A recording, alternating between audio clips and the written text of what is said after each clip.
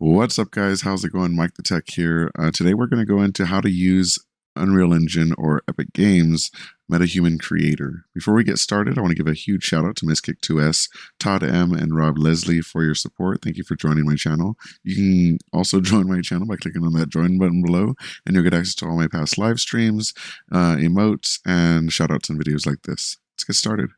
Once you've been given access to the MetaHuman creator, you're going to want to go to metahuman.unrealengine.com. This is going to put you in line to use the actual creator itself. This is a cloud-based software. So what's happening is there's essentially supercomputers that can host a certain number of people at a time to use their graphics cards for ray tracing and things like that.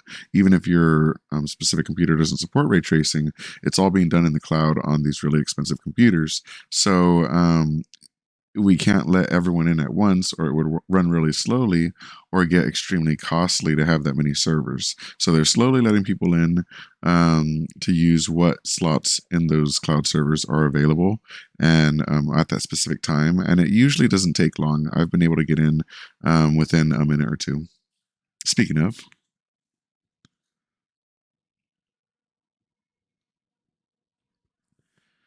so now the actual application is loading and connecting to my setup. And what I mean by that is it connects to Quixel so that it's connecting to our Unreal Engine account or Epic account, which we can log into. And what happens is whenever we create something in MetaHuman, it goes into our Quixel library.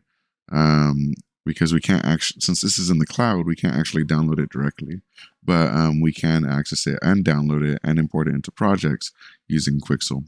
So this is a character that I created the other day. I started trying to make myself, and then it started looking like Courage Shady, and then I started trying to make it look like him, and I'm just kind of messing around with the program itself. But let's create a new MetaHuman so that you can learn how to use the program. So we're going to click on Create MetaHuman. This is probably what you're going to see first. And here are all the different starting points for our new character. These are all very unique and have unique features, and we can always change this later in quite a few different ways with blending as well. So you're going to want to find a character. Let's say Jesse. He looks cool. And then once you're happy with the character you've chosen, click on Next. And you'll see your character animated within MetaHuman Creator. You'll see that we have our hotkey references over here, so you can use, for example, the mouse wheel to zoom out and zoom back in. We can also change our level of detail. For example, if we change it to 1, we lose a little bit of detail but gain some performance. If we change it to 2, you're going to see the hair disappear because this production version of MetaHuman Creator doesn't support anything below 2. So if we move it to 3, we'll see it gets even less.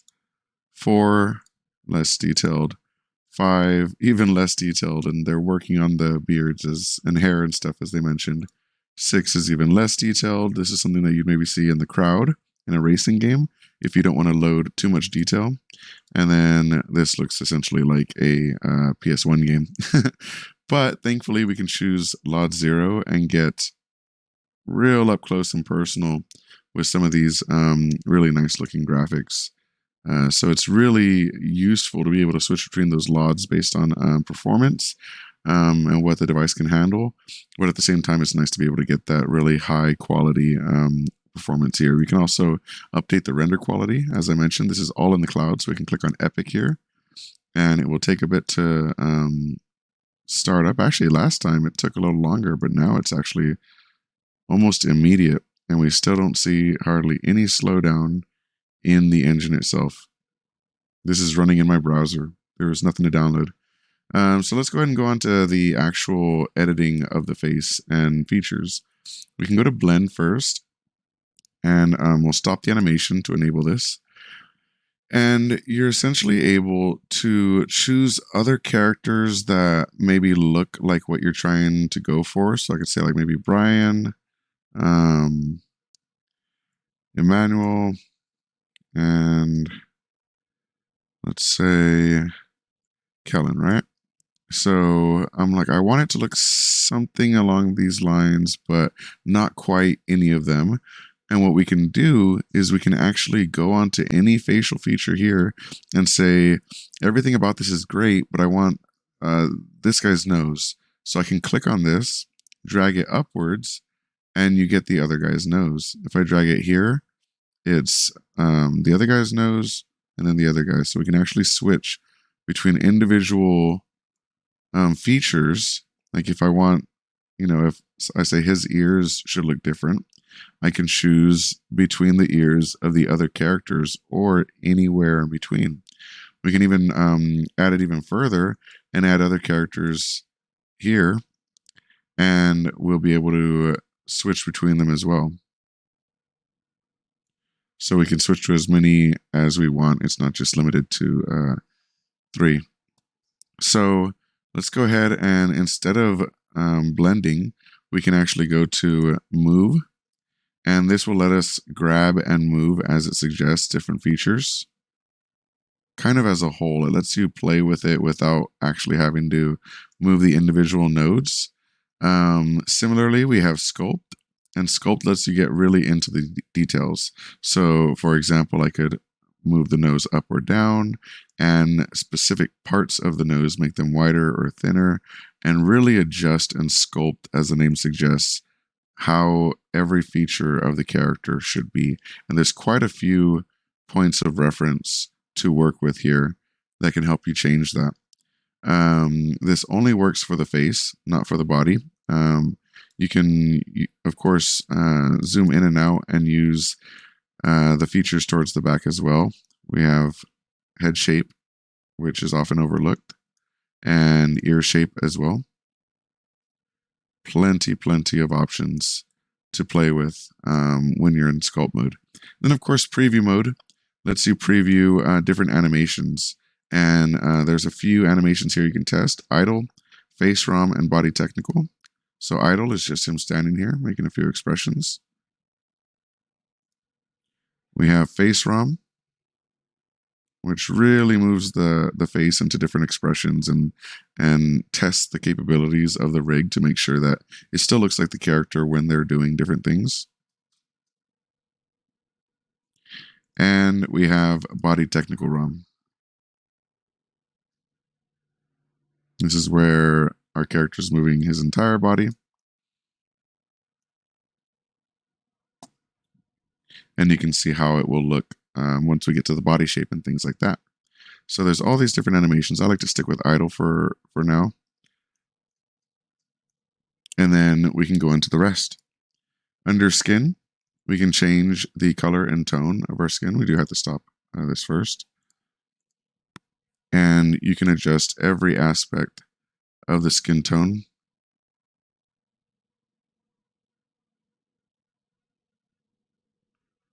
Everything here you can change to whatever tone you like. Texture is how old the character is, essentially.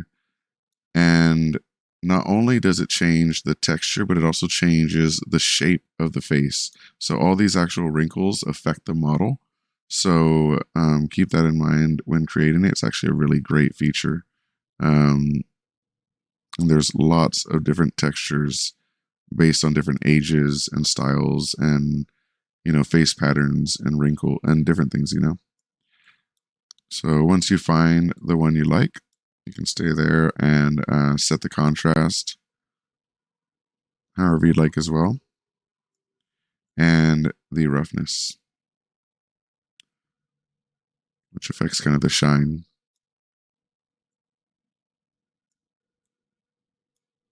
Then you can go into Freckles, and you can add various levels of freckles. If you want to add more or less, and stronger or less dense freckling. Zoom in a little bit so you can see that better.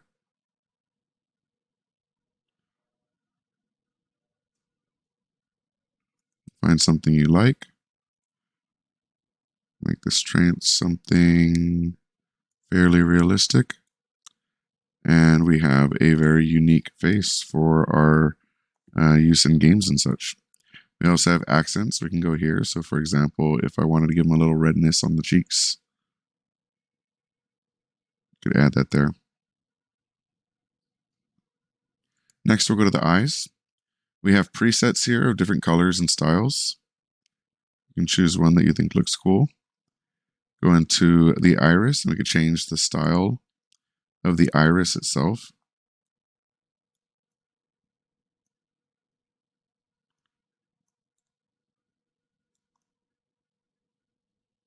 Let's see, it's super close.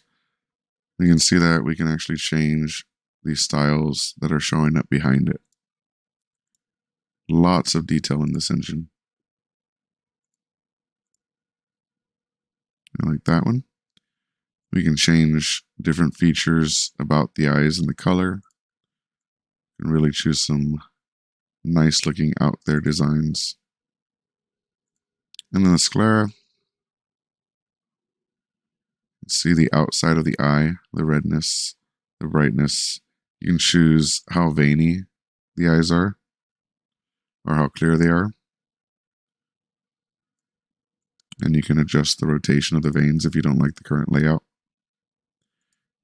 Under teeth, you can zoom out and you'll see that when we change to the teeth tab, our mouth opens. You can choose variations in the teeth to make them look slightly more unique and realistic. You can change tooth length. So you can get into a lot of detail. You can choose how much plaque the character has.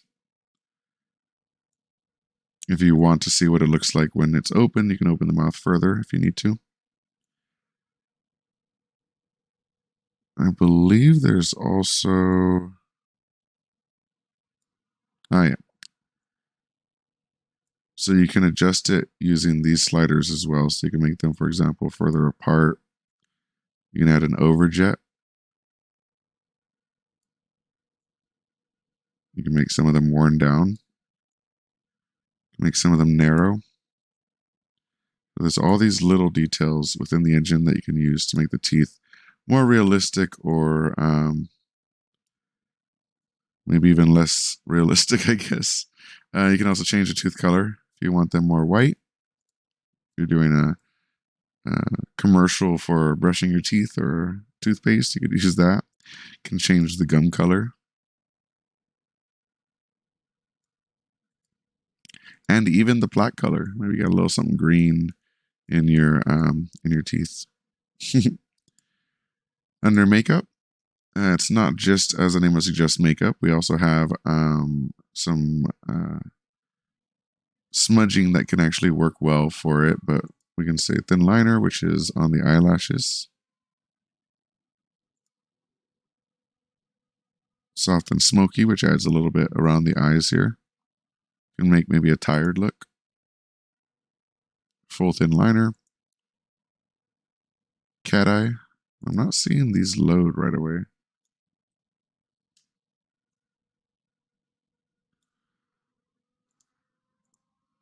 Oh, they're loading. They're just very light. So this one, maybe if he's really, really sleepy, you could use dramatic smudge. Double mod and classic bar. You can change the color of this. Make them really pop. You can change the roughness, how much light reflects off of it, and the metallicness of it if you want it to shine a little bit when we move.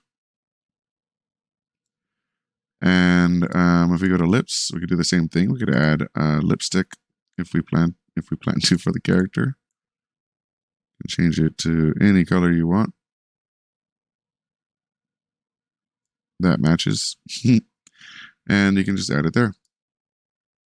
So moving on to the head, you can choose lots of different hairstyles, everything from a buzz cut to even female hairstyles to mix it up. You can really make any kind of style or color or design you want. Well, I guess not any style, anything that they've set up for us to use out of these choices. Once you choose one you like, you can select the roughness of the hair,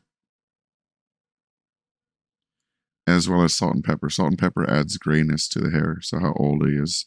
So you can kind of lower that. And we'll keep him pretty young. And then you could change the color of the hair as well. If you want it to be, for example, blonde or brown haired, or dark haired, or black haired, or somewhere in between. And then eyebrows. You can choose different eyebrows. As the name suggests, you can change the roughness as well with those, and the salt and pepper of those. So if we go to custom settings, you can change the color, and then the roughness.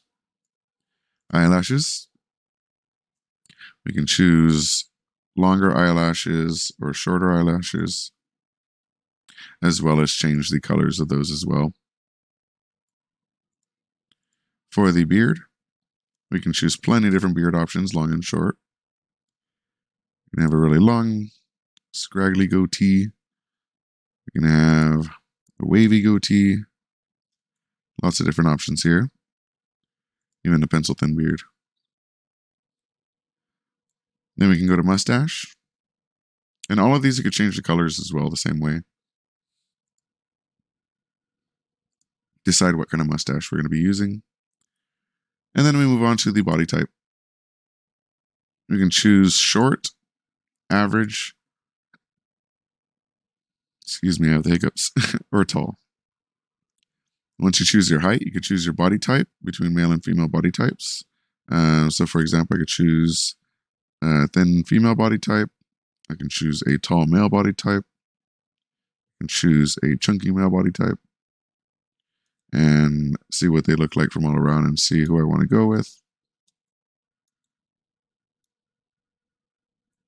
And then once you have your character, you go over to tops, and you can choose between these three tops for now. We can only choose three. But you can change their colors to change up the variety a little bit. You can change the colors of these as well. I'm going to make them popping. And then you can change bottoms. We have slim jeans, regular jeans, and cargo pants. I'll give them some regular jeans. You can change the colors of these as well.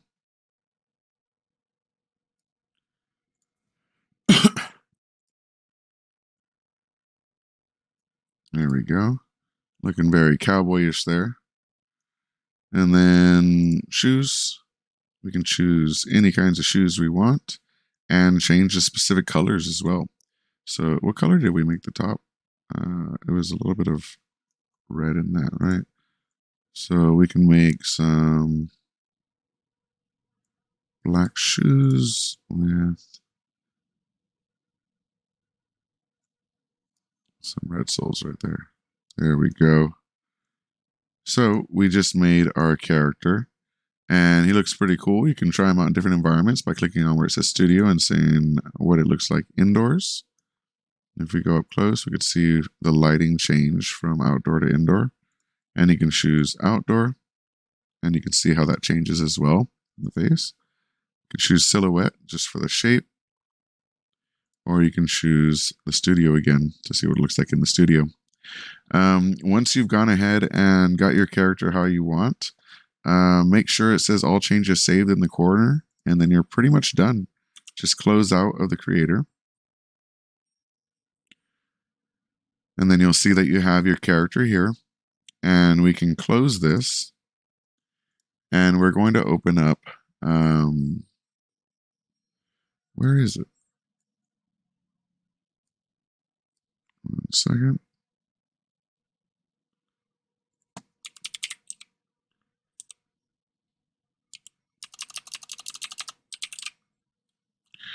Where's my Quixel?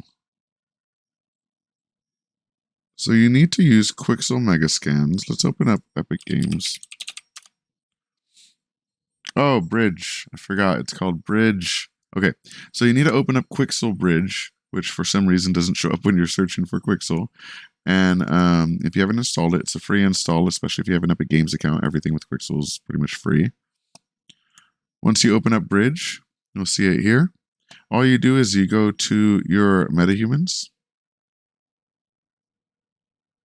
on the left side.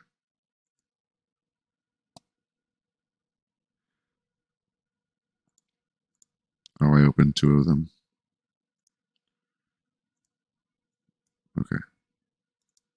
So we go to our MetaHumans, and these are all the presets that we can download. I'm not signed in, that's why. Okay, don't look.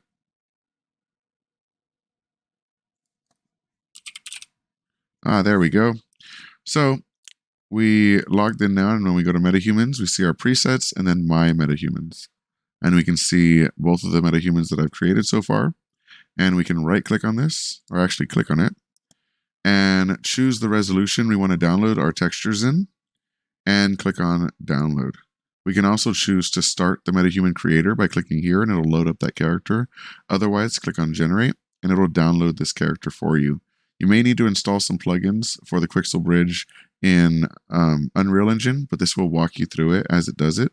And then open up the project that you want to load the MetaHuman in, and click on load. So what will happen is it'll actually load what's generating here directly into Unreal Engine like a bridge.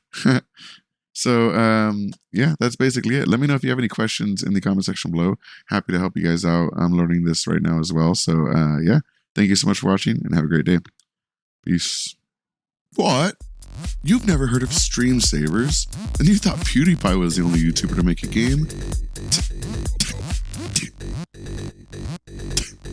I made a game too, and it's called Stream Savers, and it's available for pre-order right now for $9.99, and that's a great price.